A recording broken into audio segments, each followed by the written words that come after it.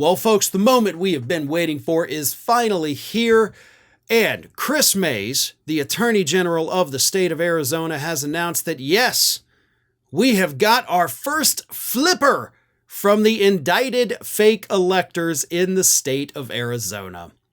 11 people were charged several months ago with signing the falsified documents, claiming that they were the real electors from the state of Arizona. And of course, they also indicted the masterminds of it, Boris Epshteyn from Trump's legal group, Rudy Giuliani, Mark Meadows, but not Trump himself, right? Which was a little weird because they got him in Georgia. You could have done the same thing in Arizona, but they said, we're not gonna do that.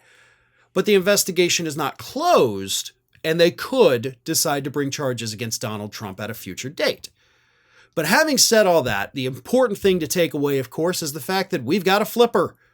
One of these indicted fake electors, according to Mays, has agreed to turn state's witness and give up all the dirt on their fellow indicted people.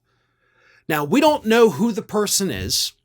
We don't know if it's a fake elector, although they did say fake elector, but it could just mean the whole indicted class. Maybe it's Mark Meadows. Maybe it's Giuliani. It's probably not, because you don't start with the big fish.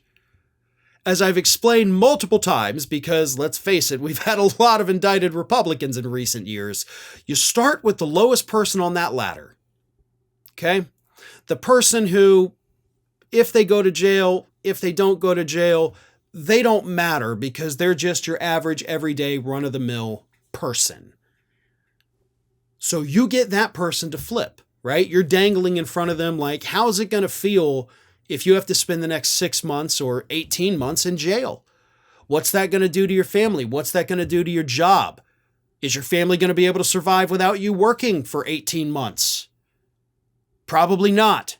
So how about you take a deal with us? We don't send you to prison, but you give us all the information about this person, and this person. And eventually, the indicted person, realizing what they're up against, says, okay, fine, I'll do it. We saw it happen in Georgia, by the way, in the fake elector case there, and now we're getting it in Arizona.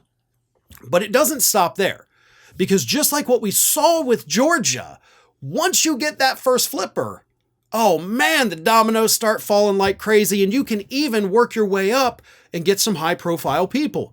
Like in Georgia, where they got Ken Chesbro and Sidney Powell to take plea deals in exchange for cooperation. Jenna Ellis in exchange for cooperation. Those were bigger people than all the other indicted folks beneath them. Not at the top, obviously, but you got the good ones. You got the ones you needed to get the people at the top because you work your way up strategically. That is how these prosecutions work, and that is what is taking place in the state of Arizona. It will be a while, probably, before they work their way all the way to the top, but I do believe if they've got one person flipping now, it's much easier to go back to the other people and say, hey, listen, I just got this whole slew of evidence against you right here from this guy over here, so I could put you away for 5 years. And then you ask the same questions. What's that do to your family? What's that do to your income? What's it do to your future employment opportunities? You take a deal with me, you give me info on the people above you, and so on and so forth. That's how these things work.